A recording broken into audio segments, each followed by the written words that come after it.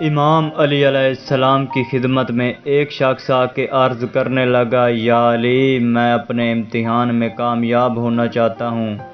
یا علی، کوئی ایسا عمل یا وظیفہ بتائیں جس سے میں کامیاب ہو جاؤں۔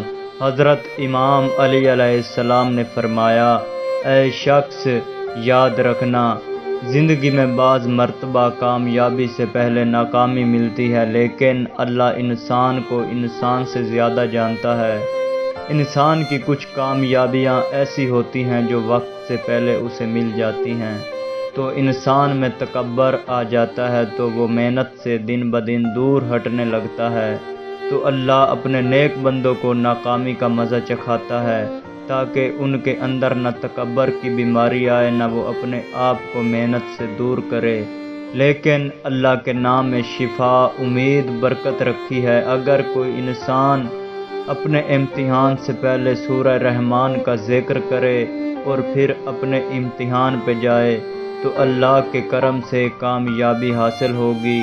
اگر کوئی انسان یہ چاہتا ہے کہ جو وہ پڑھے، جو وہ دیکھے، جو وہ سنے اور بھولے نہ، بلکہ علم میں اضافہ ہوتا رہے، تو وہ مطالعہ سے پہلے سورہ فاتحہ پڑھ کر اللہ کا نام لے کر علم کی طرف قدم اٹھائے۔